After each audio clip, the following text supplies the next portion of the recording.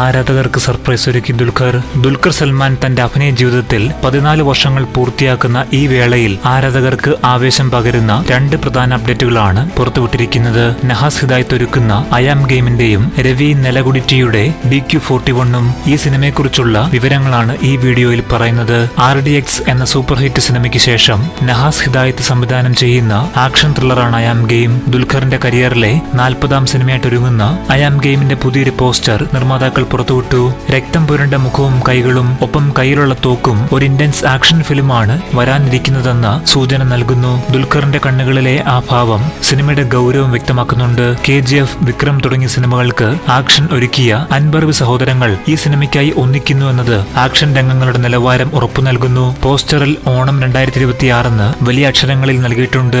ഈ വർഷത്തെ ഓണം ദുൽഖറും നഹാസും ചേർന്ന് ആഘോഷമാക്കുമെന്ന് ഉറച്ച പ്രഖ്യാപനമാണിത്. കഴുത്തിലണിഞ്ഞിരിക്കുന്ന ലോക്കറ്റ് ദുൽഖർ അവതരിപ്പിക്കുന്ന കഥാപാത്രത്തിന്റെ പശ്ചാത്തലമോ മതപരമായ വിശ്വാസമോ അല്ലെങ്കിൽ അയാൾ ഉൾപ്പെടുന്ന ഒരു ഗ്യാങ്ങിന്റെ അടയാളമോ ആയിരിക്കാം. കയ്യിലെ മോതിരങ്ങളും കഴുത്തിലെ ഈ ലോക്കറ്റും ചേർന്ന് ഒരു പക്ക സ്റ്റൈലിഷ് ഗ്യാങ്സ്റ്റർ വൈബ് നൽകുന്നുണ്ട്.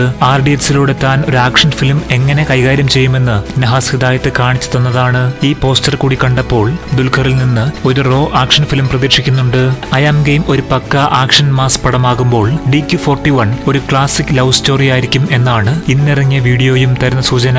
മാനുഷിക വികാരങ്ങൾക്ക് പ്രാധാന്യമുള്ള ഒരു സമകാലിക പ്രണയകഥയാണ് DQ41. ബോളിവുഡിലും സൗത്ത് ഇന്ത്യയിലും ഒരുപോലെ തിളങ്ങി നിൽക്കുന്ന പൂജ ഹെഗ്ഡെയാണ് സിനിമയിൽ നായികയായി വരുന്നത്. കൂടാതെ മുതിർന്ന നടി രമ്യ കൃഷ്ണൻ സിനിമയിൽ പ്രധാന ഒരു വേഷം അവതരിപ്പിക്കുന്നുണ്ട്. ദുൽഖറും പൂജയും ആദ്യമായി ഒന്നിക്കുന്ന ഒരു സിനിമ കൂടിയാണിത്. തെലുങ്ക്, മലയാളം, തമിഴ്, ഹിന്ദി, കന്നഡ എന്നീ ഭാഷകളിൽ DQ41 റിലീസ് ചെയ്യും. ലക്കി ഭാസ്കർ എന്ന തെലുങ്ക് ബ്ലോക്ക് ബസ്റ്ററിന് ശേഷം ദുൽഖർ വീണ്ടും അവിടെ ഒരു വമ്പൻ വിജയം ആഘോഷിക്കാനുള്ള ഒരുക്കത്തിലാണ്. ഈ 2 സിനിമകളിൽ ഏത് ദുൽഖർ വേഷത്തിനാണ് നിങ്ങൾ കൂടുതൽ കാത്തിരിക്കുന്നത്? ആക്ഷൻ ഹീറോയാണോ അതോ റൊമാന്റിക് ഹീറോയാണോ നിങ്ങൾക്കിഷ്ടം? താഴെ പങ്കുവെക്കാം.